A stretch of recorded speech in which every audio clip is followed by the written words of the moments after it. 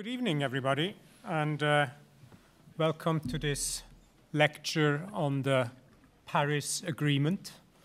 We have a very great set of speakers. The main attraction, of course, is Michael Jacobs, but later on we'll be joined on the stage by Robert Faulkner and Alina Averchenkova, who are sort of hiding in the audience somewhere at the moment. I think, Michael, you get the award for the best seminar title, at least for those of you who like Casablanca. I think We Will Always Have Paris is as good a title as you can come up with. That's only sort of one of your talents. You have quite an illustrious CV, which I will not read out, but for many years you were a special advisor to Gordon Brown, both in the Treasury and in Number 10, on energy, climate, and the environment. So you have been doing these things for quite some time. Since leaving government, you have you've been a visiting professor with us at the Grantham Research Institute, and you have an intriguing portfolio of activities, which includes the IPPR and also the Global Commission on the Economy and Climate. So you're clearly very qualified to talk to us about Paris, where it came from and where it is going. Just a few housekeeping rules. Remind everybody, it used to be please switch off your phones. It is now please put them on mute. And please tweet about this event as we go along. So that's sort of the preliminary remarks. I forgot to introduce myself. My name is Sam Fankhauser. I'm co-director of the Grantham Research Institute. But that's all, roughly, that you're going to hear from me. And now pass on the floor to Michael, please. Thank you very much.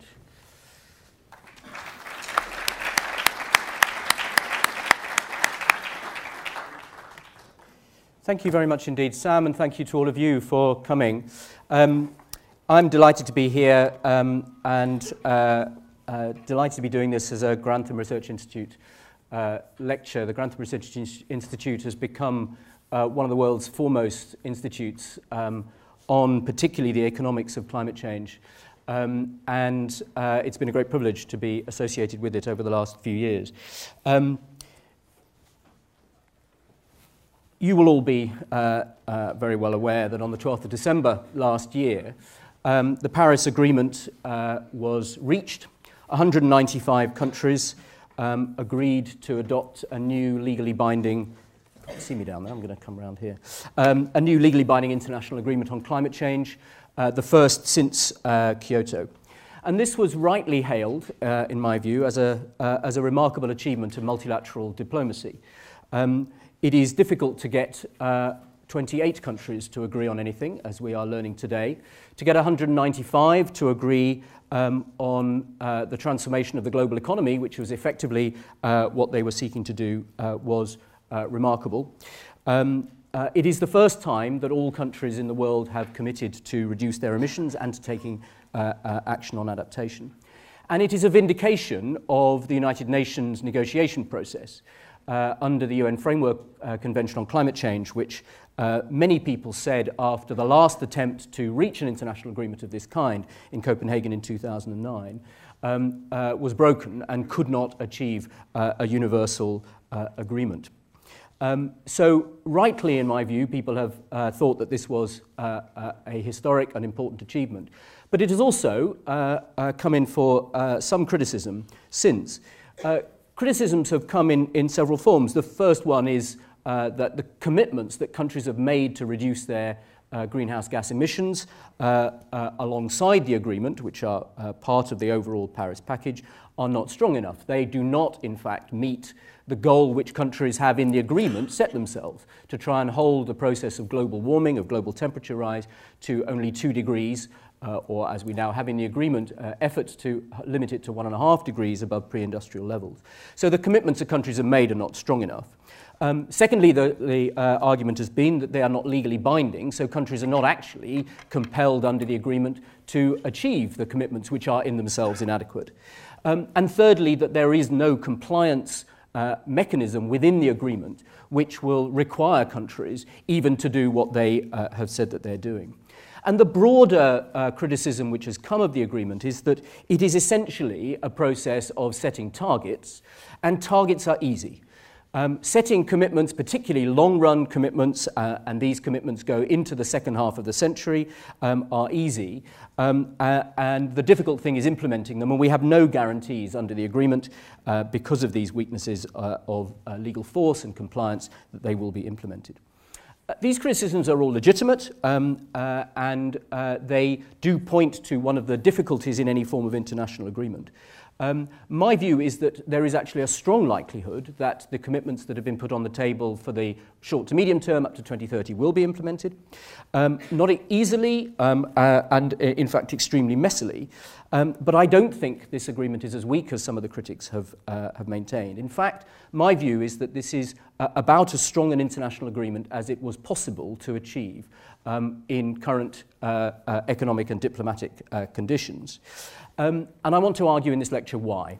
I want to argue that the structure of the Paris Agreement is really quite clever.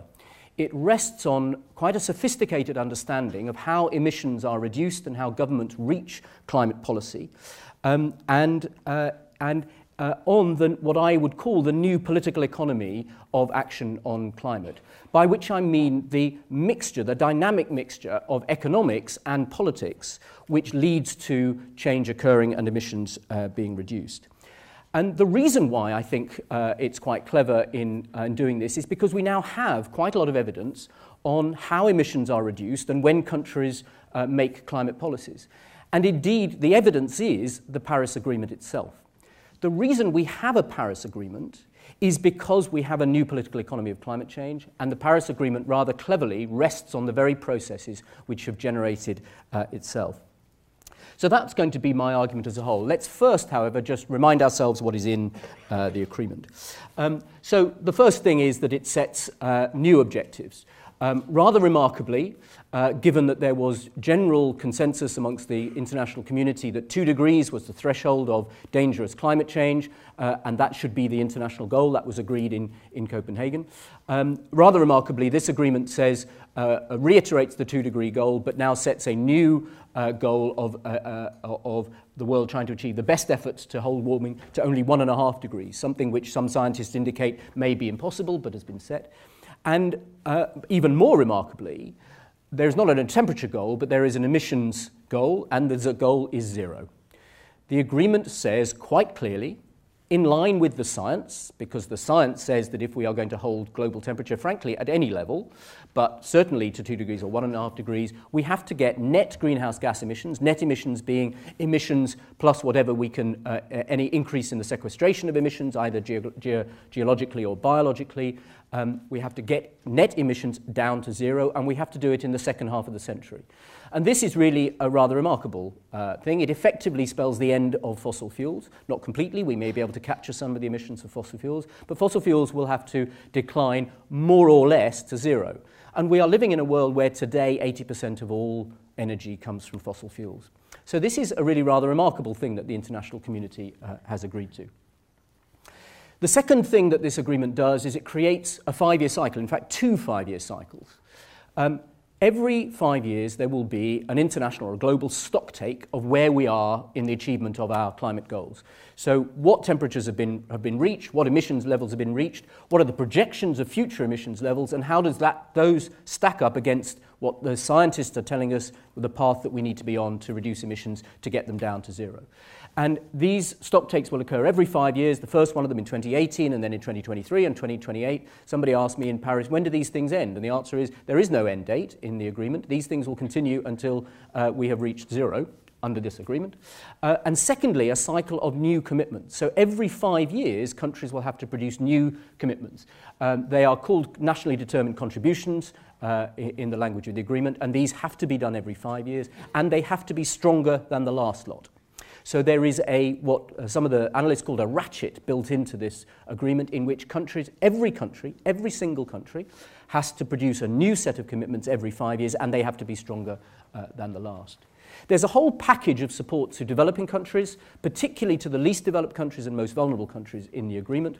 There is a new adaptation goal, a global goal, and a priority given to adaptation finance. There is, very importantly, a new emphasis given to the loss and damage which countries, developing countries in particular, will suffer as a result of climate change. Many of them have noted that you can adapt all you like, but when there is a huge surge, sea surge or storm or hurricane or a heat wave or flooding or whatever, there is damage, and they need some support for coping with that. There is a reiteration of the 100 billion a year of international finance which was agreed in Copenhagen, but that will now become a floor, and before 2025 we will have a new round of commitments to increase that, and we have new processes for technology and capacity building for developing countries. Fourth, there is a new transparency mechanism. In the past, we had 2 different transparency mechanisms after Copenhagen. We're now going to have a single one. So countries will do different things, but they can't be differently clear about what it is that they're doing. All countries will have to submit their plans to a reporting and accounting, both ex ante and ex post mechanism, and this will be a universal system. There will be some time for this to bed in because we have 2 systems, but essentially there will be a single system. And lastly, this is a legally binding agreement. There are 143 uses of the word shall in the agreement, which indicates that countries are bound by international law to achieve this. But there is a very little by way of compliance. So that there is going to be a compliance committee set up, but essentially this is a requirement to act, but without a procedure that has been established if you don't act. Entry into force will occur. You may remember going into this that the Durban Agreement, when it was first said that we would try to work towards agreement in 2015, said that entry into force would occur in 2020. Well, it won't occur in 2020. It'll occur at the point where at least 55 countries with 55% of emissions have ratified it, which could be this year or next year. So in fact, this thing does not come into force in 2020. It could come into force much earlier than that, or in practice after that. This is the procedure under which this becomes international law. So these are the provisions of the Paris Agreement, and they are in many respects much more ambitious than many of us were expecting going into this. The goals are much more ambitious than was expected. The inclusion of loss and damage for developing countries was not expected. Many of us thought that the US and China would reach a kind of lowest common denominator agreement in which the requirements that countries had to make were very limited. China and most of the developing countries came into the agreement not wanting a 5-year cycle, but wanting one set of commitments and then reviewing them and seeing what we would need. So this is, in many ways, much more ambitious than many of us were expecting. In this lecture, I want to talk about the mitigation side of this. Adaptation is critical for most developing countries. It's more important than mitigation. Their emissions are very low, and they're having to adapt to climate change right now. I want to talk about the mitigation aspects of the agreement. To do this, we need to recall what a difficult problem climate change is to deal with. It is a tragic problem. In fact, there are now 2 tragedies in the literature. You will be familiar with the tragedy of the commons. The climate is a global common resource. All countries contribute to it. No country on its own can solve the problem of climate change. Greenhouse gas molecules don't respect national borders. Mark Carney, the governor of the Bank of England, came up with a new tragedy last year in a very interesting speech. He talked about the tragedy of the horizon. And he was particularly talking about short-term decision-making horizons in the finance sector, which was what he was talking about, but also political horizons, when the horizon of the impacts of climate change are over the long term. And this phrase, the tragedy of the horizon, seems to me, along with the tragedy of the commons, to capture the very difficult, the wickedness of the problem of climate change. That mostly the decision makers are making decisions based on short-term, parochial interests related to their own nation or sectoral interests, but the issue is one that requires collective, simultaneous action with a long-term horizon because many of the impacts occur in the future. And this creates the basic problem that we have for any kind of action on climate change. The academic world, along with, has come up with various kinds of models for thinking about how we might deal with collective problems of this kind. For example, we've got the Kyoto model of international law, which essentially tried to say, well, look, this is a problem of the global amount of emissions, so let's cap through some global negotiation of nation states the total amount of emissions, and then let's divide that total cap up between countries based on some kind of distributive justice model. And then countries will be required under an international agreement to only produce the carbon, the greenhouse gas emissions that would be allowed under this negotiated distributive model. This model was a great idea. It proved to be impossible. The only way of doing it was essentially by taking developing countries out of the equation, so that only developed countries were in the Kyoto Agreement, and developing countries would not take part in a distributive exercise of that kind. And in practice, the Kyoto targets were very weak. Various neoclassical economists then came up with a second model, which was the global carbon price. That if only we could do this through a global carbon price, in which carbon would be priced internationally, we would have an efficient way of reducing emissions. And if you could effectively do away with the national borders at all, because if there was a global carbon price, emissions would be done most cost effectively wherever it was cheapest to do them. And this would in fact be redistributive to the poor, because rich countries would have to cut emissions, and many of them would seek to do so most cheaply by paying developing countries. The only problem was that it was impossible. We found that it was impossible to achieve a global system of carbon pricing. It was just about possible to do it in the EU, but the price was too low. And so this has had much less effect on emissions for a whole variety of reasons than we expected. And national sovereignty over taxation, and carbon pricing as a form of taxation, prevented a distributive system. The third model that the neoliberals came up with was, let's wait until this is cost effective to do it through the market. That at some point it will become cheaper to reduce emissions than to produce them, when renewable energies, energy storage and so on become cheaper. So what we need to do is to put money, government money they were willing to do, into research and development to speed up the process of technological change, and that would at some point produce a tipping point where the technologies of emissions reduction became cheaper. Unfortunately, governments didn't put money into R&D at anything like the required scale, and this misunderstood the process of technological innovation, which doesn't just require a push from the invention side, it needs a pull from the market. And it was really a misunderstanding of how technologies work. These models, which were nice and simple, were too simple for the real world. But there are ways to cut emissions and to generate policy which will cut emissions, and we now have quite a lot of experience of the much more messy, the much more complex ways in which, in the real world, governments do produce policy which has the effect of cutting policies. And we have this particular experience over the last 6 to 10 years, when countries have been introducing policies which have had the effect of cutting emissions. In some cases absolutely, in other cases relative to their business as usual path. So what I want to do here is to try and capture some of the learning that we've had about why this happens. We have to remember that governments don't cut emissions. They don't produce much emissions themselves, and they don't cut it. Businesses and households produce emissions, and they largely do this through the infrastructure, the capital assets of the emissions generating systems, which are energy, transport, cities, land use, and some industry, and then through the behaviors which occur around those infrastructures and those assets. And there aren't very many sectors where this really matters. It is in those particular sectors. And in most of those sectors, the emissions reduction activities occur through investments made largely in the private sector.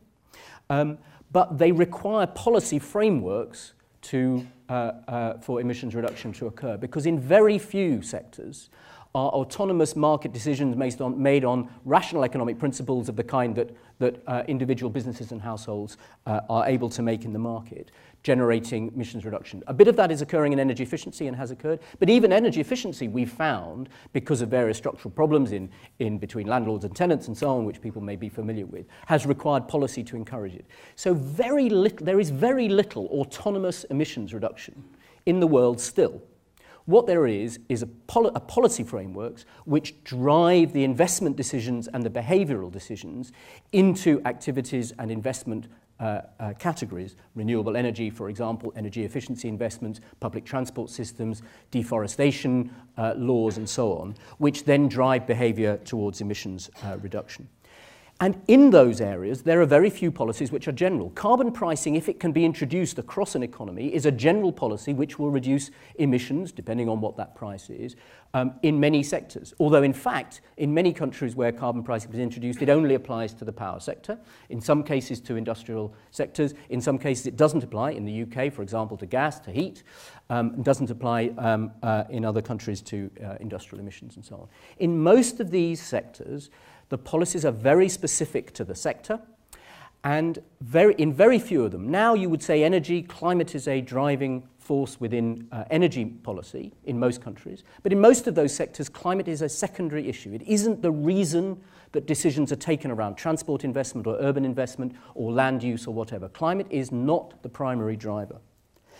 And because of that, because climate is not the primary policy driver, and because most of the decisions that are made around policy and most of the investment decisions are small relative to the total emissions, we have a real problem of scale, which is that no individual policy decision or investment decision is itself going to affect the total emissions of a country, and therefore each of them can be safely taken on in an isolated basis without full cognizance of its carbon and climate effects. This is why national climate targets are so crucial to the policy-making process.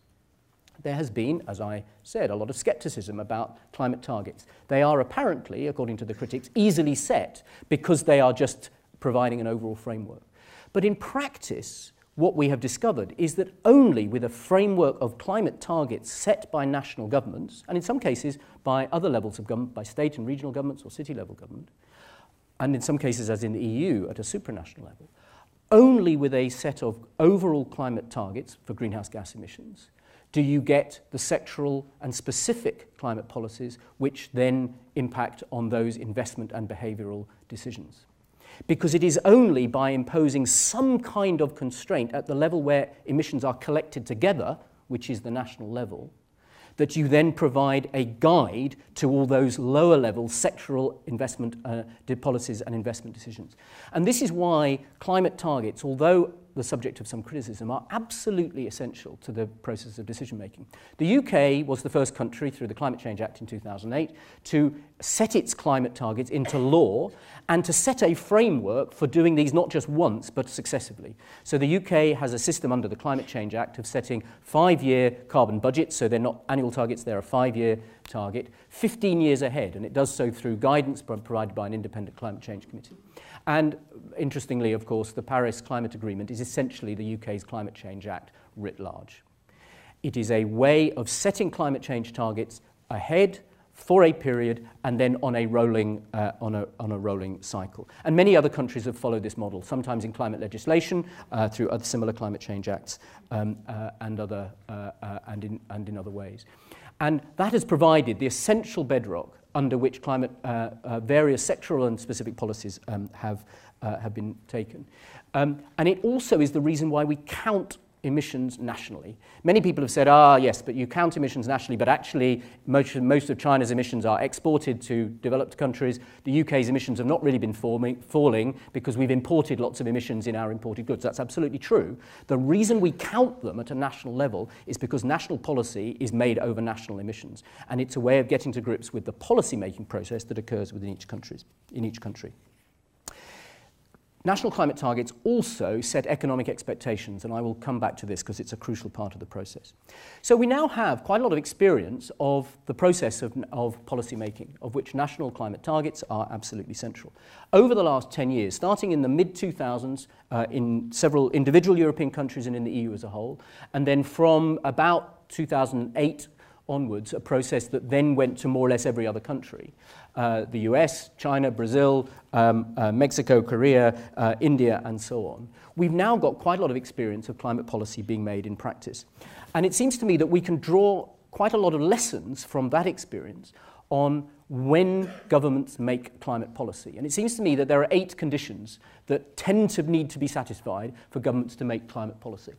So the first of these is that when dealing with any particular form of emissions, there are feasible technological options to do so. There have to be ways of cutting emissions which are technologically feasible. And they have to be applicable through a policy framework at moderate short-term cost. Not zero cost, not negative cost, but moderate cost. Now, what moderate cost means is an art, not a science, but it's particularly important that significant political constituencies are not damaged too much by cost. And most interestingly, the experience of the last few years is there have to be other reasons for acting as well as climate. So almost all climate policy has come with what to a climate person are called co-benefits. So, for example, the reduction of air pollution or traffic congestion or the sustainability of water systems or a reduction in fiscal deficits or improvement in balance of payments and so on. In practice, climate is often the co-benefit of actions taken for those reasons.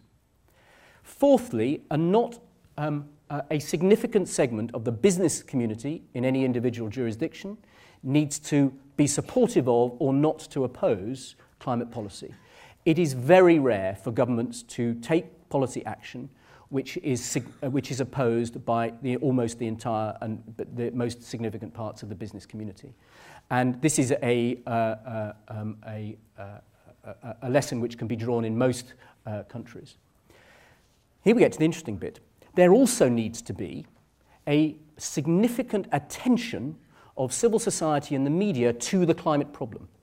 So there needs to be a time when climate policy has to be made, and there is what John Kingdon in his theory of policy making change based on a national level called windows of opportunity.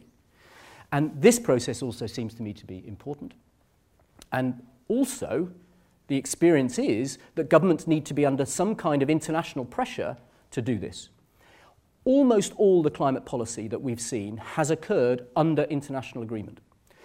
Either an agreement that already existed in the case of Kyoto, where really only the EU took it seriously, but the EU did take climate policy seriously after Kyoto and acted on it, or a coming international agreement. So the 2 other big waves of climate policy making in countries were prior to Copenhagen, because Copenhagen was coming up. In the year before Copenhagen, every major economy produced a new set of climate targets, and prior to Paris. And those are the 2 big waves of climate policy making in almost every country. There needs to be, we also can see, a strong narrative which can be provided to the public about why this is being done. And it also appears to be that we need some kind of leadership. So governments have to want to do it, and there has to be some kind of political leadership. I talked about in a previous lecture I gave here, I think some time ago after reflecting on the British government's experience of this, I talked about the narrative identity of politics, of politicians. Leaders have to feel this is one of the things they want to do. And this it seems to be a common pattern. Now, my contention is that you need many, or if not necessarily all, of these things to occur for governments to introduce significant climate policies. And mostly they do it through national climate targets, from which are then derived further policy making. And the reason I feel reasonably confident in saying this is partly because this was my experience of doing this in British government, but it's also the experience of observing how this has been done over the past 6 years since Copenhagen. And it is the reason, I would contend, why we have a Paris Agreement. The reason we have quite an ambitious Paris Agreement is because countries have been making climate policy under these conditions and felt sufficiently confident of these processes to reach agreement. So let me try and say this. So let's start with the technological options and their cost. so these are the two very emblematic graphs of in this sphere. These are the costs, the unit costs of solar power, solar PV, and wind power, which have fallen in a quite dramatic way. This is a 12-fold reduction from 1990 to 2014, and simply between 2009 Copenhagen, a 90% reduction in solar PV prices, now approaching and in many countries surpassed the cost of producing energy by fossil fuels. This is having a revolutionary effect on energy systems, and similarly in wind, not such a dramatic fall in percentage terms, but nevertheless a very, very significant.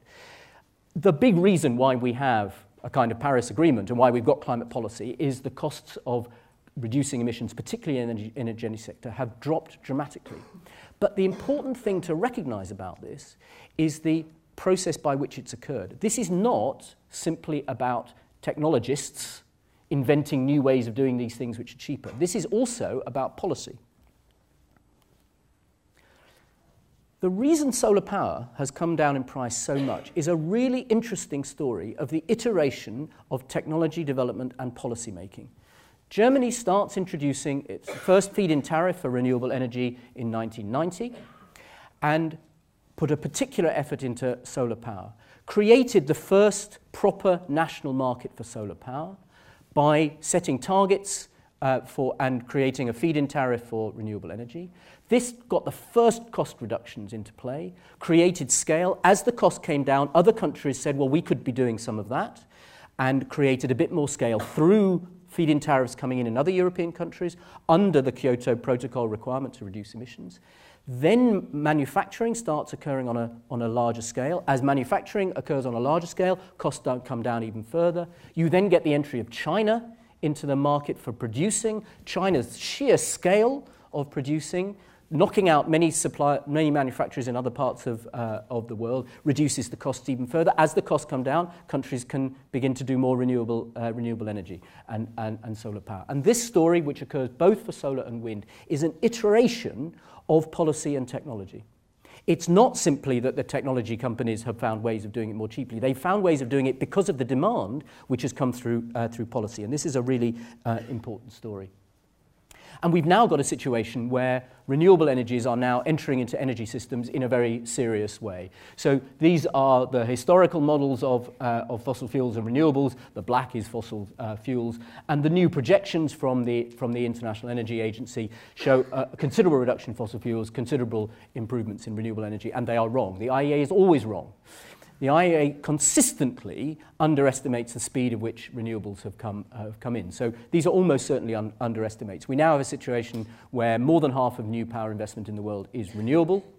$329 billion worth of renewable investment around the world, where in many countries renewables are winning out in competitive auctions without subsidy against fossil fuels and so on. So we've had a real transformation, and this is the technology and the cost drive which has made policy possible, but it's been done through policy.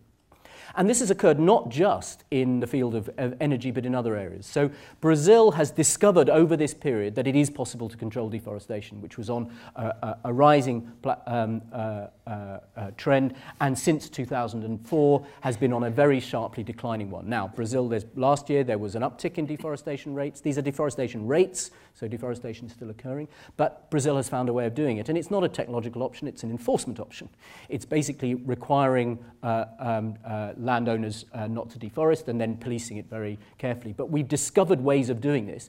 And the interesting story here, of course, is that at the same time as Brazil has been controlling deforestation in a way it wasn't possible before, it's also become one of the world's largest producers of agricultural products. And its agricultural production has increased considerably. I then came to the third area, which was co-benefits. And this seems to me to be the most interesting story of the last 6 years and going to be the one that drives change over the future. You're all familiar with the pictures of Beijing, in which you can't actually see Beijing. Chinese air pollution has driven Chinese energy policy because, of course, it's the same sources in fossil fuels that drive air pollution and also carbon emissions. And much more important to China has been its air pollution. And India's air pollution is worse than China. So urban air pollution in India is worse than in China, which means that India is now going to embark on a similar kind of process of trying to clean up cities, and in doing so will reduce its emissions. Climate is the co-benefit here. Air pollution is the driver. And in city policy, which is now where a lot of attention is going, traffic congestion and the competitiveness and livability of cities is the primary driver. Cities clogged up like this through traffic congestion are not economically competitive. They are bad places to live, and cities now want to try and become places that are smarter and less prone to this. This is what drives urban policy, and climate is the co-beneficiary of that. And even in land use now, we now know that deforestation does terrible things to soil and water. It does not produce land that you can grow agricultural production. On the contrary, it creates degraded land. And so there are now very strong agricultural food production, water retention reasons for trying to restore and maintain ecosystems on the land. This is the lowest plateau in mid-China. Restored from this condition to that condition, and this is emissions sequestrating, this was emissions producing. So the co-benefits are now driving a huge amount of effective climate policy, where climate, as I say, is the co-beneficiary. Then I said, in my list of when governments make climate policy, you need business support. Now, why do you get business support? Because you get business support because although many of these policies have costs, they also have beneficiaries. In order to install renewable energy, you need companies who will install the renewable energy, you need companies making solar and wind and so on, and all the ancillary services. This is now, if you include the remainder of the environmental sector, a $5.5 trillion part of the global economy, growing quite rapidly, 3% a year, with a good distribution across a whole range of countries. So in almost all countries, there are businesses that like climate and environmental policy because it is what creates markets for them. And you have to remember that whenever you see a cost figure for cost of a policy, that cost is going to somebody. It's going to a business which is making money out of it. And this has generated in almost all countries now where serious climate policy has been made, business constituents who support the policy-making process. They will only support it up to a point. There will always be costs that they don't like. But many of the most enlightened businesses now think it's better to be supportive of a policy and then to shape it to meet their needs rather than to oppose it. And so you've had this big change over the last 6 to 10 years where in most countries there are business constituencies that are in favour of policy making. In the UK, our Confederation of British Industry was very early into this in 2008, coming out in favour of moderate climate policy with a carbon price and so on. By the time you get to Paris, and this is quite a long story, there are a set of business organisations collectively representing 6 million businesses who were calling for carbon pricing in all the major economies and a strong and ambitious Paris Agreement with a net zero goal in it. So this was the business community acting as one of the cheerleaders for the Paris process and for national policy making. I then said you need moments when climate policy has to be made, when civil society and the media can focus on the issue, and when governments are required therefore to act or come under pressure to act. And the climate movement has been rather good at generating these. So we've got 2 principal processes. The first is the regular reports of the IPCC, the 4th assessment report, which fed into the Copenhagen process, the 5th assessment report, which fed into the Paris process, which have drawn attention to climate in a big way. So these are big moments when climate gets into the newspapers and on the front pages. Most of the time it doesn't, but it gets into the newspapers and so on. And the international process has then generated a new set of moments. So the UN Climate Summit last year, called by Ban Ki-moon, was a deliberate attempt to create a moment at which climate would be on the agenda. And very sensibly, the NGOs and civil society organisations took up that moment and said, OK, let's get out on the streets. And so the Climate March, which occurred in New York, this one, but also around the world in September 2014, and there would have been another one in 2015, there were in many countries, there would have been a big one in Paris had it not been for the terrorist attacks just before, were moments for civil society pressure and media attention around an internationally created moment. And that was really important because it's at that time that governments come under pressure to create climate policy. I then said you need leadership. And leadership is critical. And you need leaders who make this part of what they are about. And Obama has been a particular leader in this. He's made it something that he wanted to leave as legacy, partly because he was unable to do almost anything else. But climate policy he discovered he could do through executive action. That's actually that's a serious comment.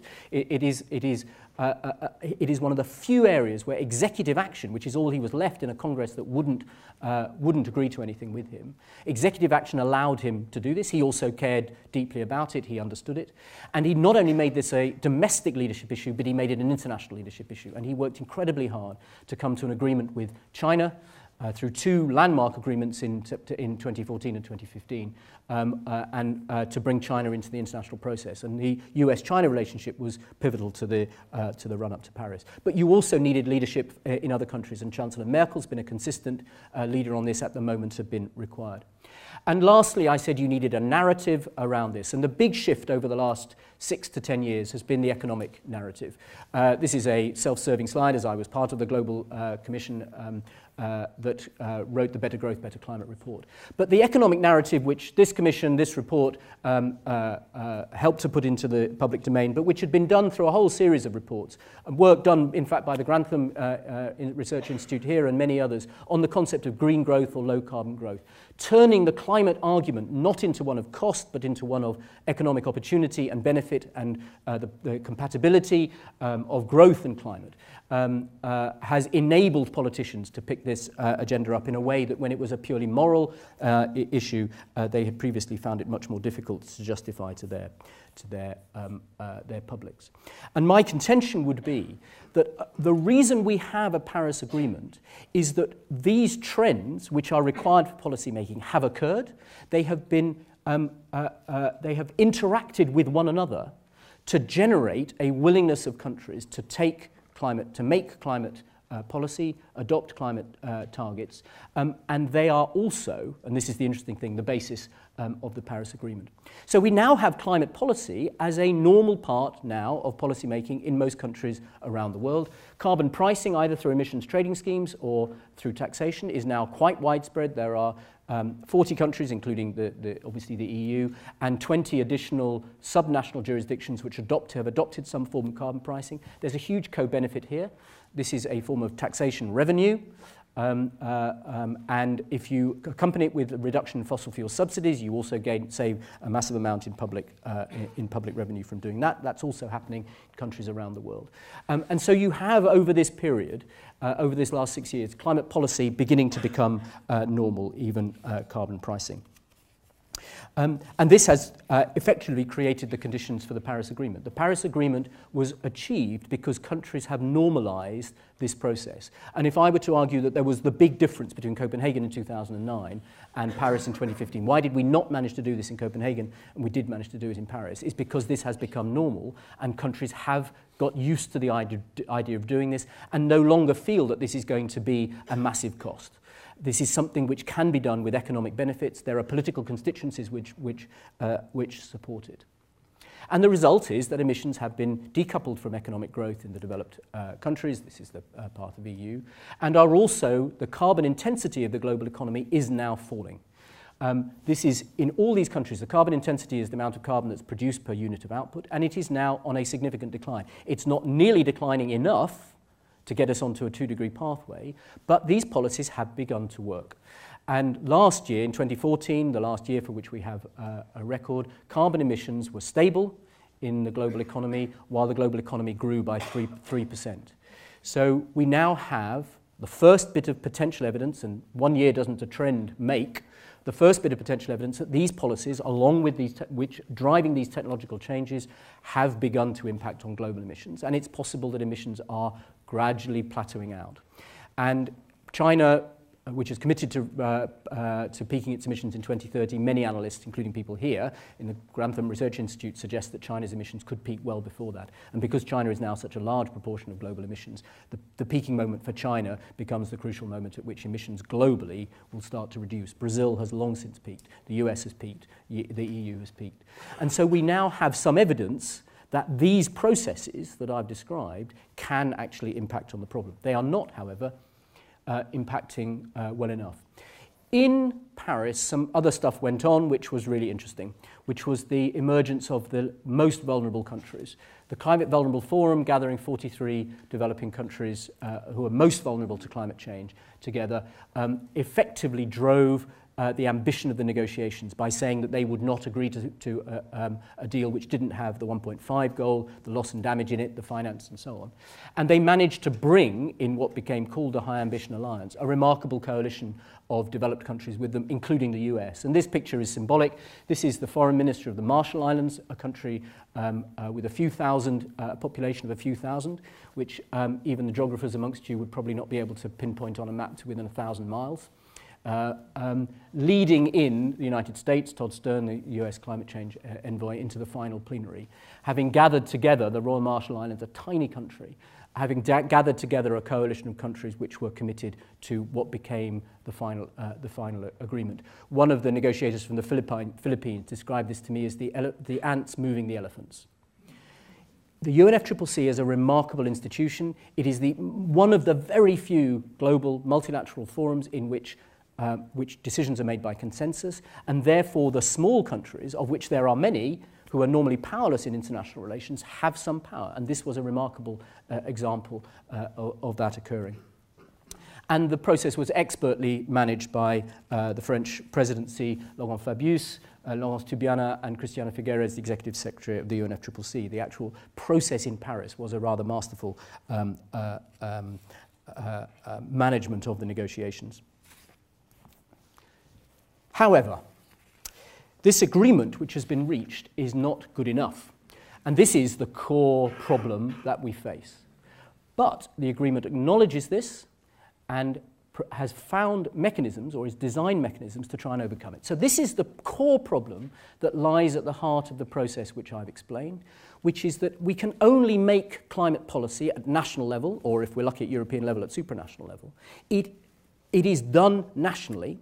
And the only way that it's going to be done is nationally. We're not going to have an international agreement which imposes commitments on countries. We're not going to have a global carbon price which does it without countries.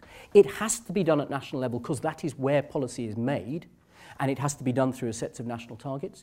But there is a fundamental problem with this, which is it would be completely good luck, contingent and arbitrary, to find that all those national processes added up to a global climate commitment which was sufficient to deal with the issue, and they don't. So we have here a very interesting story. So the black line is business as usual pre-2010. So these are the projections of what emissions would have done had the policy framework that was in place in 2010 continued. And you'll see that emissions go up to somewhere above around 65 gigatons by 2030. Since 2010, climate policy has been introduced under the Copenhagen-Cancun agreement. So countries took commitments on in advance of, in preparation for Copenhagen, and have stuck with them and implemented policies. And that's the green line, which is the policies that have been done under the Copenhagen-Cancun agreement, which is a significant shift from what we were expecting under business as usual. The red line is the INDC's done under certain assumptions of economic growth. The other green lines are different assumptions about economic growth. But where the INDCs are the national commitments that countries have entered under the Paris Agreement, this is a shift from business as usual. This is climate policy having a projected impact, and obviously these are targets, these aren't all the policies having a projected impact, but not nearly enough, the blue line, to reach the goal that has been set. So we should be very careful about saying what we should say about these commitments. These commitments are pretty good. In most countries, countries are making commitments which require significant change and which are shifting the trajectory of emissions, but they are not doing so nearly enough to achieve the global target when they're added together. The primary reason for this is not that countries are not doing anything, it's that they're starting too late. Had we started this process 30 years ago, we could be much closer to the required trajectory. So this is really a recognition of the historic failure rather than the failure of these current policies, but it is not enough. So what does the Paris Agreement do to overcome this problem? It does very cleverly, in my view, it uses the process of policy making which we've seen over the last few years. So the first thing it does is it sets signals for the economic and the business and the finance community about the future path of emissions. It sets the long-term goal of net zero, and it makes a commitment that countries must strengthen their targets every 5 years. It tells major economies that they will have to produce decarbonisation plans, so they'll have to think, they'll have to publish plans about how they're in moving to do this. It does this with every country simultaneously, which creates global markets for all those goods and services that those companies have been making. And it creates incentives to reduce costs, because if costs can be reduced, those policies are more likely to come in. So the Paris Agreement is, in many ways, an economic instrument. It's trying to tell investment markets and businesses that the future economy is going to be lower carbon, and if they can supply goods and services into that market, they will make the profits and reap the benefits of doing so.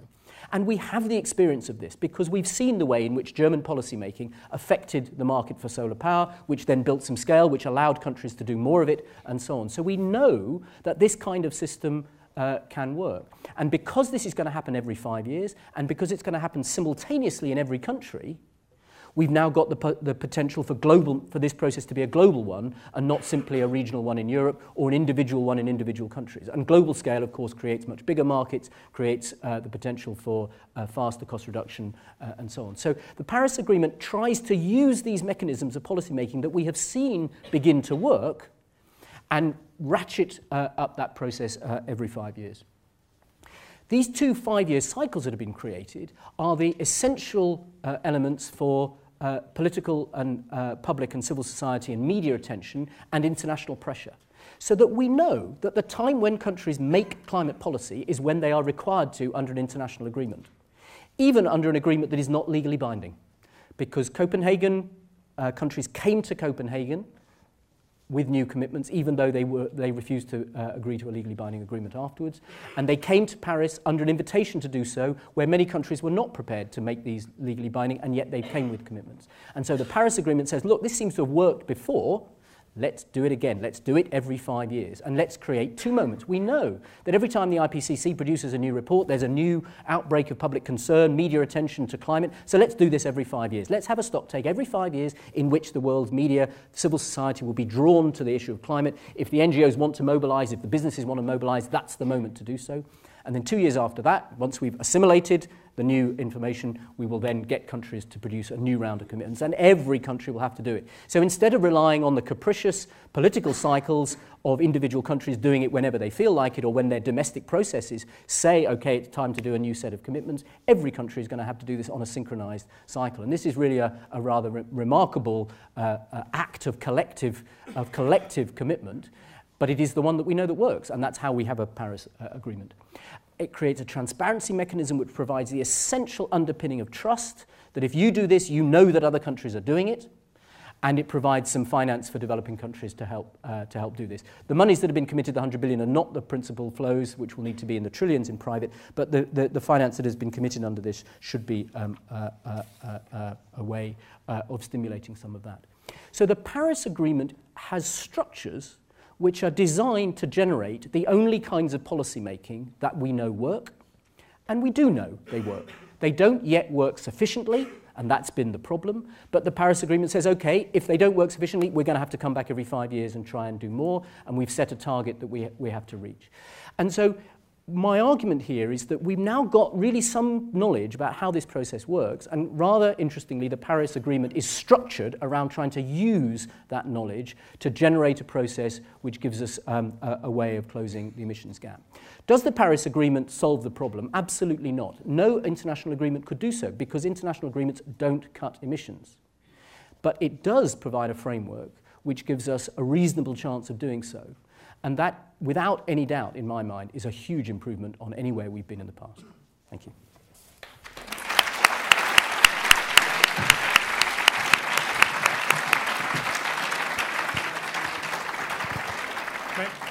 Many thanks, Michael, for a very broad-ranging presentation. It wasn't just Paris, it was Paris and its hinterland. Let's sort of welcome Alina Avechenkova and Robert Faulkner on the stage here to sort of broaden the debate a little bit. We will, before long, trust me, invite your questions, but let me first introduce the broader panel that we now have. Alina, to my left, is the co-director of climate policy at the Grantham Research Institute and somebody who has a long history of climate negotiations as a practitioner and active participant in the Secretariat of the UNFCCC, so she can sort of add the case history of the process. We then have Robert Faulkner, who is an associate professor in international relations and LSE's own sort of thinker and leader on the analysis of global environmental politics. And I suggest I start with you, Robert. We've heard sort of quite a rosy picture. Would you agree? I'd love to. Does this work? Can you hear me? Yeah. I'd love to, and I should preface my remarks by saying that Michael and I agree on a lot. And we're trying to even do some writing together on this subject. So that's the first thing I need to get out of the way. But I think my job here is to shine a bit of critical international relations sort of perspectives on light on this topic. And I'll be very brief and I'll make just 3 points. Why I think this agreement is not as good as some people make it out to be. First of all, if indeed we need to get emissions to start to come down by about 2020 or thereabout, and I'm basing this here on Grantham Research Institute calculations, then the agreement itself is not going to do much of the heavy lifting in that effort. And I think, Michael, you've alluded to that already. In 2020, we'll see the first review of the initial pledges that have been made, the contributions. That's the time when we will first find out whether any of these commitments, contributions as they are known, are worth the paper they're written on.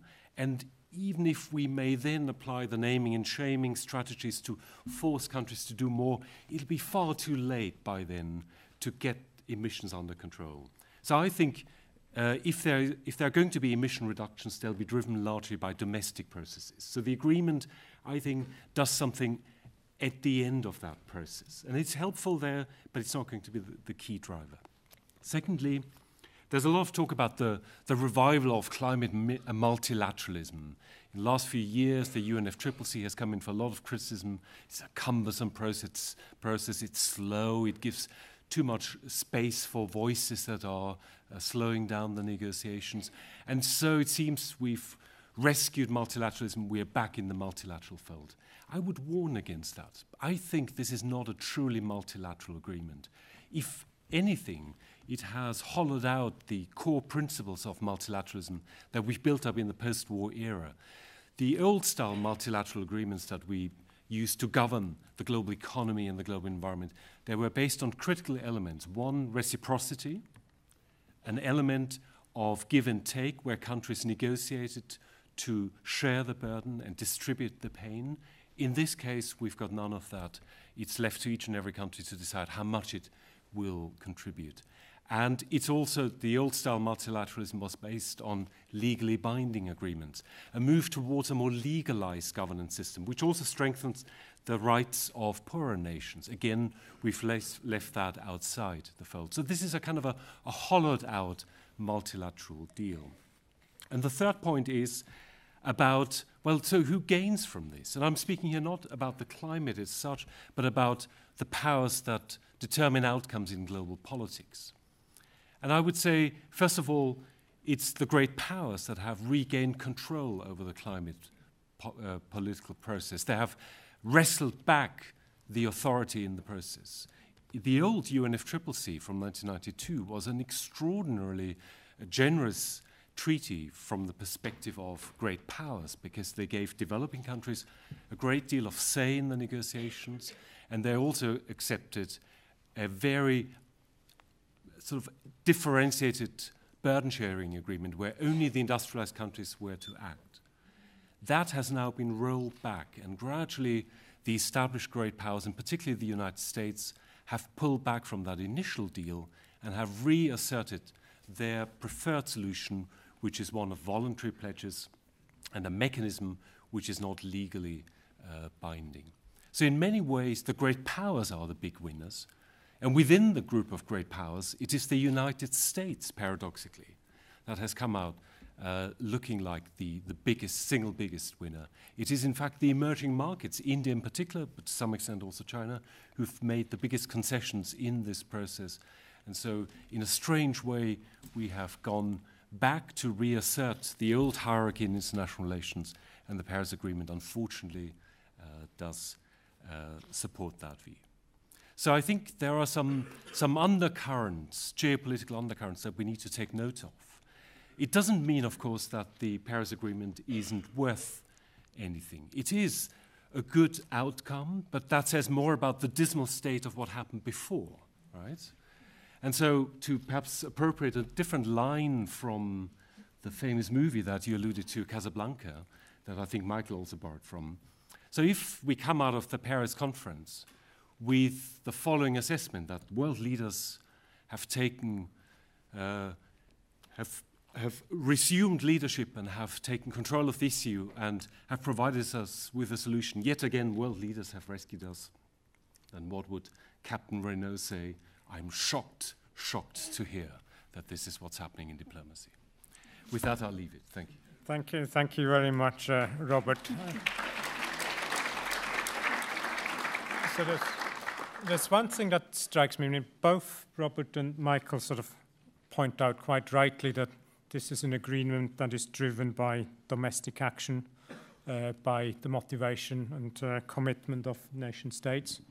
For Michael, that was the beauty of the architecture. For Robert, it was the risk within the architecture. So let me turn to Alina. What do you make of the credibility of all those commitments? Should we believe them? Thank you. Well, I think I would agree with Michael in that we will always have Paris. The question is whether we will remember Paris as a textbook example of failed diplomacy or as a turning point really in decarbonization and transition to climate resilient development. I think that very much depends on the credibility of, first of all, national implementation and the pledges which were put on the table, and secondly, of the international system that Michael has described in terms of stock-taking, ratcheting up ambition, and reporting. And on both of those, there are still certain challenges. On the first question, in terms of credibility of pledges, which were put on the table in Paris and which are now becoming nationally determined contributions under the Paris Agreement, we've done a study at the Grantham Research Institute with my co-author, Samuel Abbasi, and what we've discovered looking at the past experience of implementation of environmental policy, but also fiscal policies, that whether governments actually stick to their promises depends on several factors. So one is the credible legislation and policy in place at the national level. In this case, it would be framework legislation, climate change, carbon pricing policies, and also underlying policies in the key sectors such as renewable energy incentives, energy efficiency policies, and so on. There are public bodies, credible public bodies, which are actually able to carry through implementation. Private bodies, I think Michael talked about the importance of energy, low carbon industries and investment in low carbon. That was important for actually being able to move forward with Paris pledges. Likewise, carbon lobby and high carbon industries and also NGOs are important. History of international engagement. Usually governments which have positive history of international engagements tend to stick to their international commitments. And also past performance in terms of policy reversal. And for example, in Australia, we've seen a case where the government has shifted its decisions on emission trading and on climate policy in the past. So these are all the factors which play into whether government will stick to what they've promised in Paris. And what we've done, we've looked at how do G20 countries actually come out on all of these factors. And our study has shown that no country is actually starting from zero among the big emitters in the G20. all of them have at least some basis for credible implementation of their INDC. However, you have big differences. And so you have some countries like European countries and Korea which are coming out stronger, and others which have certain areas to improve. And I think the next couple of years will be key for countries to actually focus on those elements. So that's what we found, and I think that's what will determine whether the Paris Agreement will become a turning point in the textbooks and in practice. Okay, let me put you, all three of you, on the spot on your sort of last question there. If Paris was an essay and you had to mark it from A to F, there's a question you can answer in one letter, each of you. What would be your mark? Robert, you're the professional teacher here. Why don't you start? Paris, rated between A and F. Just. We now have narrative descriptions of what an A means. I think I want the letter, not the narrative description. I see some of my students here. They would be very disappointed if I just gave a mark without knowing what it is I'm marking on. Okay, come on. There was a view in some places that you either got an A- or a C+. You're either close to being brilliant or you're sort of run-of-the-mill at the bottom, so it's clearly a C+. C+. Alina? Having been in the process for 15 years, for me Paris came as an A because it actually exceeded my expectations, so I tend to agree with Mike. Okay, you're used to bad students, obviously, Michael. A-. You didn't mention aviation and shipping in the agreement, so you lost the mark for that. Okay, good. That's... I like the succinctness of that, and it's now time to open the for questions. The hands are already shooting up. Quick reminders of the rules. Please wait for the microphone. Please introduce yourself, and please keep your questions short. Let me start in the front rows over here. Let's take a couple of questions at a time, please. Jeffrey Lean. I'm following this for a while. I think I lean more to Michael and to Robert for what it's worth. Michael, what interests me, your concept of the brilliance of the architecture of the Paris Agreement. This presumably didn't happen by accident. So who are your heroes? What are your key moments? How was it devised? What's the human history of getting this very sophisticated, clever agreement together? Very good. And just behind, just a gentleman behind. I'm Athar Hussain from the London School of Economics, and my question is the equity implications of domestic pressure being the driving force for target setting. That domestic pressure varies between different countries, and it may bear very little relation to the amount of contribution to carbon gas. For example, it is much lower in the United States than in Europe.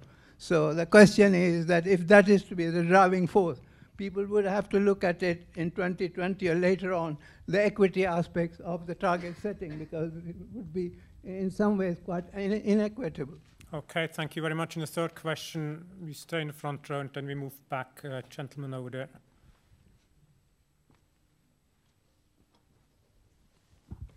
Omar Ahmed, I'm a member of the Energy Institute. Mark, you mentioned aviation and shipping as the A- reason. So what I wanted to get clarity on was whether the 1.5 degree ambition alludes to incorporating aviation and shipping, or whether that's currently not in the ambition. Okay, so three questions about the human dimensions and the heroes, about the equity implications of bottom-up and aviation and shipping. Questions were short. Can we have the answers short as well? Michael, do you want to start? Well, as the question was asked, there are lots and lots of heroes. You can't create an agreement of this kind without many, many forces acting in concert, and it's so on one level this is just completely invidious, and you need mass forces. So you need marches on the streets, and there are lots and lots of organisers of those. So let me just pick out three. I think President Obama and John Kerry deserve a huge amount of credit for taking this issue on and really going at it internationally. And I agree with Robert, the US, in diplomatic terms, was the winner in Paris, although And what was interesting, and really interesting to us, is that the US had the option of doing a minimal kind of agreement with China and chose to go for a high ambition agreement. And so the joining of the moment which the US joined the high ambition alliance of all of the vulnerable countries with the EU and some of the Latin Americans was very symbolic, because China at that point did not want to do the high ambition agreement. It did not want a regular cycle. It did not want the long-term goal of net zero and so on. And this really did show the commitment that Obama and Kerry had made to this process. So although much of their effort had gone into the relationship with China, in the end, it wasn't the relationship with China that drove the deal. And I think that they were very courageous on this, both domestically and internationally. My second hero on this is somebody that some of you may have heard of, a woman called Farhana Yameen. Farhana Yameen is one of the most long-standing negotiators in this process, been around the process since 1992. She came up in 2013 with the idea of net zero emissions being the goal of the agreement that we were working towards. And she said, look, this is what the science says. The science says we have to go to zero, so that should be in this agreement. And most people, including me, who talked to her about this, said, you're mad. There is absolutely no way the nations of the world will commit to getting rid of greenhouse gas emissions. They just won't do it. Their economies are completely dependent on this. In Copenhagen, we didn't even agree to an 80% reduction in developed country emissions. And the reason we didn't do that was that China said it wasn't prepared to accept whatever carbon space was left after you've only reduced your emissions by 80% by 2050. This is completely impossible. And 2.5 years later, we have an agreement, an international agreement signed by 195 countries, including the US and China and everybody else, which commits to net zero. Farhana Yameen came up with this idea. She wrote about it. She then organized a campaign, an international diplomatic campaign and an NGO campaign. She got NGOs to go with it, businesses to go with it, countries to go with it, and in the end, she got an international agreement. She was the chief advisor to the Royal Marshall Islands. This is a really rather extraordinary story of what is possible if you have a good idea and you're incredibly tenacious. She's my other heroine of this process. Very good. Alina, do you want to have a go at the equity question? Sure. Actually, I think what Paris has shown, and actually the process before Paris, is that the emphasis and the perception of equity in the negotiating process is changing. I think the burden sharing approach that was predominant up until now, that countries should only commit to what their historic share in emissions is, I think that has changed. And what we can see from INDC is the pledges that countries have put on the table. A lot of them are actually emphasizing domestic benefits of climate action, the sense of responsibility, and also the idea of access to kind of sustainable development and being able to develop their clean energy in the future. And particularly developing countries mentioned that in their INDCs, because all countries were actually asked to explain why their pledge for Paris is equitable and fair. And many countries have done so. So I think I don't think that issue will go away, and obviously the question of historic responsibility will be part of the conversation, but we have seen a significant shift in that discussion, I think, in Paris. Okay, Robert, I don't want to land you with the aviation question only, so take your pick, which one you want to answer. Yeah, I mean, just briefly on the first question on the history, I think it's important to note that the Paris Agreement very much rests on the Copenhagen outcome.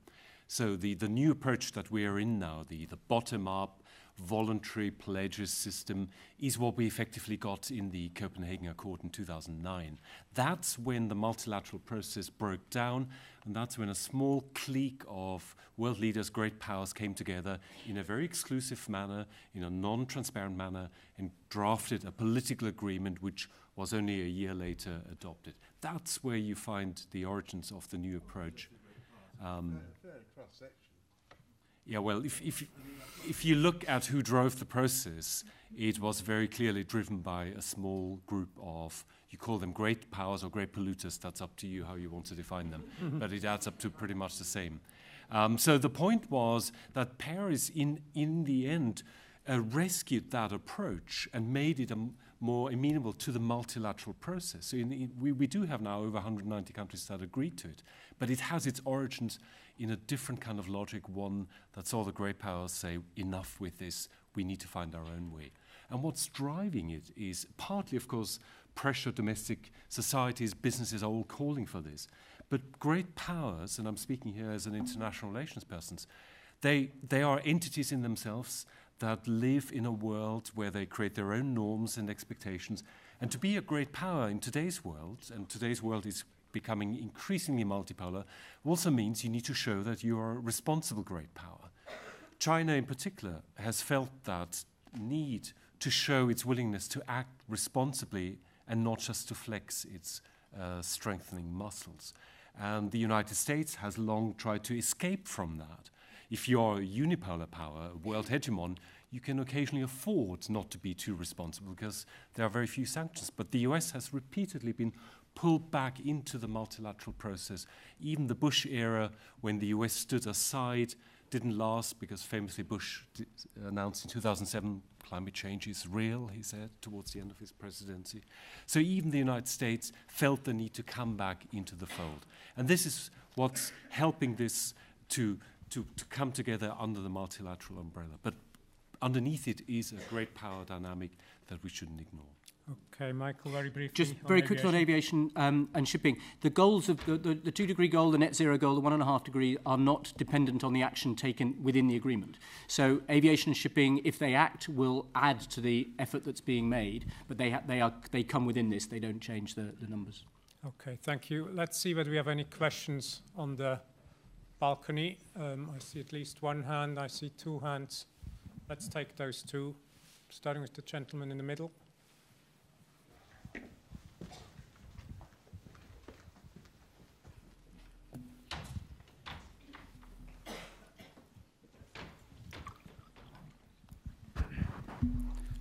Good evening.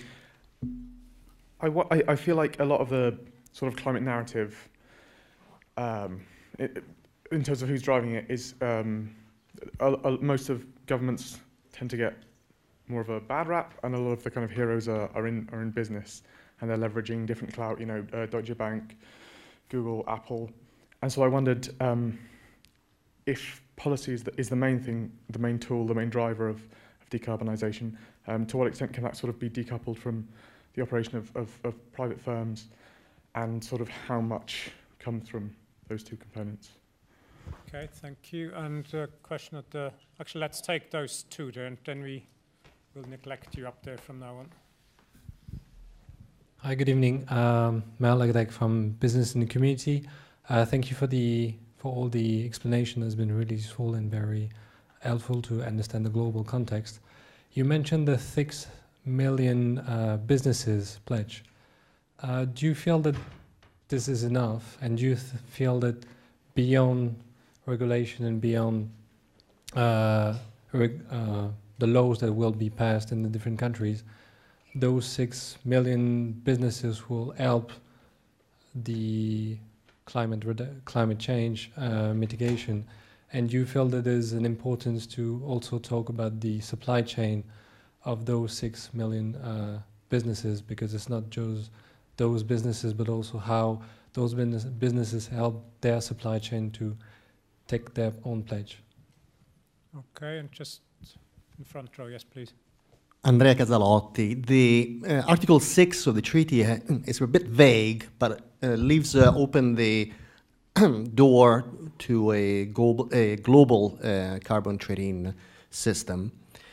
It seems that the nation states are against it, but corporates, large corporates, favor the clear signal of a global market price. Sorry, global carbon price.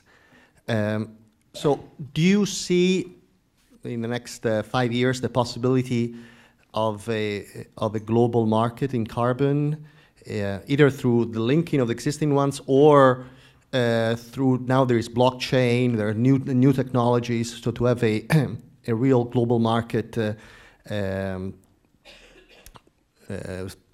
sort of brought by the UN, so not by linking failed markets, because the ETS is more or less a failed market, but we have new technologies now, so we're not in the 20th century. So you could have a blockchain market that corporates are in favor, NGOs will probably be in favor, and is there a window of opportunity there? Okay, thank you. So 2 questions about the role of the private sector, which we can perhaps bundle together. One about global carbon trading. Who wants to? Robert, do you want to go first this time? Just take your pick. Well, I think it's good that you all brought in business as a key driver of change, and I think that's what's come out of Michael's presentation too, that what the Paris Agreement will do is actually reinforce trends in the business community. That's where I think it'll have one of the biggest effects, because there's already a big sea change happening in the corporate world where large corporations, especially multinational corporations that are much more tuned into global political debates, are recognizing that carbon will be constrained in the future in whatever form. It's now very common if you go to business conferences to hear people talk about 4 types of carbon or climate risk for business. Physical, supply chains will be affected in the business world. Reputational, consumers, customers won't like high carbon companies. Regulatory risk. Companies are now worried about, will there be regulatory constraints on fossil fuels and what they're using? And finally, litigation risks. Just imagine when all those American lawyers that are now bored with tobacco and asbestos claims switch over to climate change tort laws and tort claims. That's going to hurt the business community, and they've long been preparing for that sea change. But what they're missing is a clear policy signal. And that's, as you pointed out, is what the international community needed to do, set the expectations high that there will be regulatory restrictions in the future. And I think what we have with the Paris Agreement is one signal which says all major emitters now on board, but what we haven't got is a clear signal how high the carbon price will be, how strong the regulatory pressures will be. And so therefore I think it's a halfway sort of success. The business community will probably want a much clearer signal, a much stronger signal for that reason. Okay, thanks, Robert. Michael, do you want to, you've already told us global carbon markets don't work. Do you want to elaborate on that question? I don't think there will be a huge development of internationally traded carbon markets. It's very difficult to link schemes. The EU has tried to link with originally the Australia when it had a scheme. It's been talking about this with China. It very much depends on the caps that's set in each country, and if one country's cap is too loose in the view of another, then what you just get money flowing, and you haven't got reduction. And most countries have now committed to domestic reduction, because what they're really trying to do is to change their energy systems. And if you allow emissions reduction to be done the most cheaply, and you can buy in emissions reduction from other places, then you don't actually affect the investment in your own domestic energy sector and others. So the EU now has a target, its own target under the Paris Agreement is for domestic action only, and is not, you can't buy in reductions from elsewhere. And so the language of the structures here and the narratives around this have changed. I do think that there will be some trading, particularly in forests and as a result of the Paris Agreement, and as you say, Article 6 allows that. But there's much less interest in it than there used to be. And because pricing policy, particularly taxation policy, is held so jealously by sovereign countries, I think we won't see nearly as much trading as most economists would think was economically rational. So even though the technologies, as you say, blockchain markets do look like they're possible, I think this will not be as highly developed as all that. Okay, Alina, a quick last word on this round. Well, I think I agree with what Michael just said. Just to add to that, the fact that INDCs, their pledges, all expressed in such a different way, which is different from the Kyoto Protocol, where we had absolute emission quotas, where you could have some basis for actually designing international market-based mechanism. I think under the new system it will be incredibly challenging. Even just taking stock of what countries have achieved every 5 years will be already a big task, but to have fungibility for trading, I think is going to be close to impossible.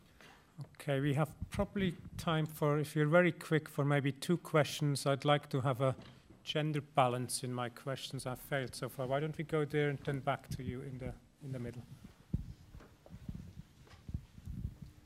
Hello, my name is Samantha Godding. I've just finished a Master's in Economics, and you're talking about climate change, and in it you were talking about the benefits to other forms of pollution, like air pollution action was driving action on climate change. Well, climate change is not connected to all the forms of pollution. So I was wondering, do you think this agreement will signal more international agreements on pollution such as plastic pollution in the future? Okay, and lady in the glasses in towards the back in the middle. Lauren Peacock from the financial services company Kepler Chevreux.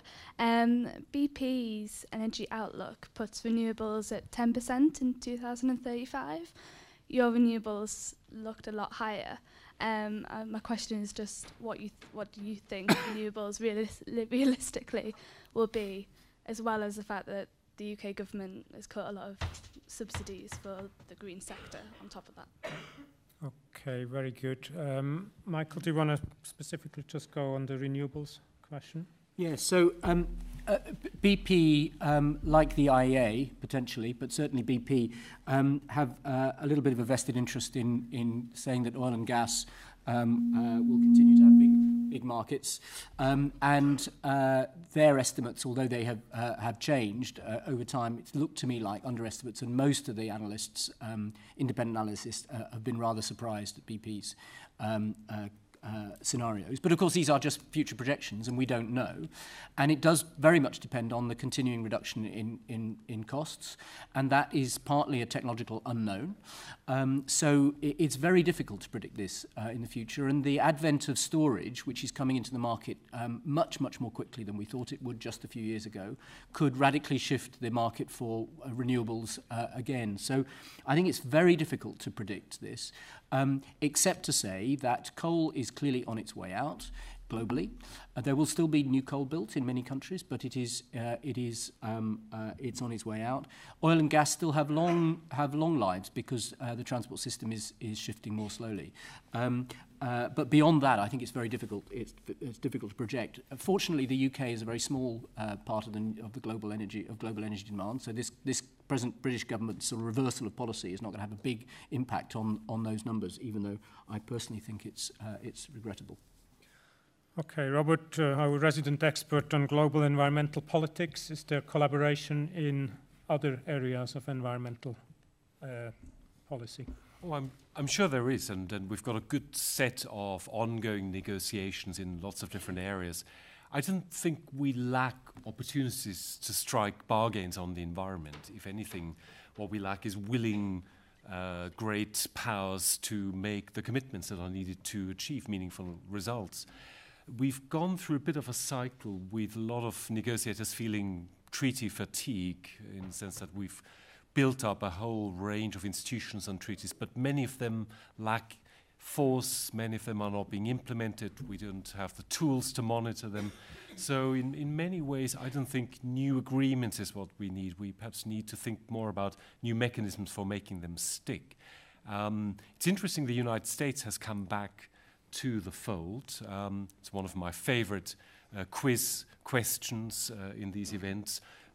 When does anyone in the audience remember when the United States last ratified an environmental treaty? 1992. We have 1992. Any more recent treaties? 92 is a long time ago. No?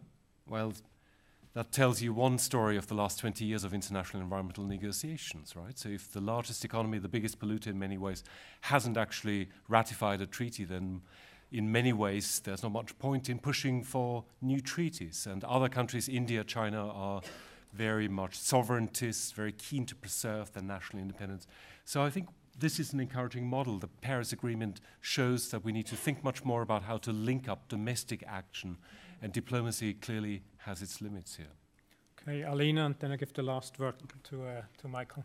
I think apart from Paris, what was remarkable last year was the adoption of Sustainable Development Goals, and I think that process was actually a reflection of the understanding that a lot of environmental objectives and policies that you need to implement to achieve them are actually interlinked, and I think what SDGs do actually take a step towards trying to achieve that more coherent approach and link climate, sustainable development, poverty alleviation, water, food security and so on. And so I think now the question becomes, how can we operationalize that and integrate better policies at the national level? But I think politically SDGs give enough of a space to do that. Very good. And Michael, you started us off. You can end it. Well, thank you very much, and thank you for your questions. I'm sorry we couldn't take more. I wanted, in a sense, to respond to Robert and get the final word in, and also to respond to the question which I didn't on businesses, because I think I am an optimist, and I can't help sounding optimistic. We haven't solved the problem. Climate change is going to occur, it's going to be pretty terrible, and we don't know whether this agreement and the domestic commitments, the national commitments that are going to emerge under it are going to be sufficient. But the cause for optimism is built into the agreement, and it's these two big processes that are now available to us and that the Paris Agreement will encourage. And the first of those is the economic change. The energy world is going through an absolute revolution. The new technologies that are emerging in energy, not just the renewable technologies that we're now familiar with, but the technologies of storage and of demand response under the combination of information technology with new energy technologies, are not just changing the technologies, but are changing the businesses. The business model of the old utility is collapsed. We've got bankrupt utilities, new entrants coming to the market. In the vehicle sector, you've got dramatic new changes going on with new vehicle technologies, driverless cars, and so on. You've got huge amounts of capital, venture capital, speculative in the sense of venture capital going into the development of clean technologies of various kinds. This is a really dynamic, interesting place. And there's a lot of money now going into this. A lot of the world's leading technology companies are in this. And we therefore do encounter the prospect in the next few years of dramatic changes and this is going in a low carbon direction. And this is, I think, a source of tremendous excitement in those kind of worlds, but is also a source of optimism. Capitalism is finally, under the pressure of policy making and of these processes, beginning to drive change in a positive environmental direction. In many other areas, not plastics, for example, lots and lots of environmental areas, we're still going in the wrong direction. But in carbon terms, we are really changing, and capitalism is finally doing the things that capitalists always said it would do. The second thing which is crucial here is we have moments for people who care about climate to act on it. So what this Paris Agreement does is set up twice every 5 years a moment, a stocktake moment, and then a commitment moment when it is up to us. It's going to be up to people who care about climate. I'm assuming people in the audience care about climate. It's up to civil society and people who care about climate to put enough pressure on governments to act. And in a sense, the Paris Agreement is a very democratic agreement in that sense, because the degree to which the exposure of the problem in the stocktake and the moment of making new political and policy commitments in the second round are turned into real commitments that make a difference is up to the pressures that apply within civil society as much as it is within these technological and economic changes. And that's the source of optimism, because something that is in our hands is of much more value in that sense than something that is out of our hands. Okay, we end on optimism. It's 8 o'clock. The only thing that's left to do is to thank our speakers, Michael Jacobs, Alina Verchenkova, and Robert Faulkner. Thanks all.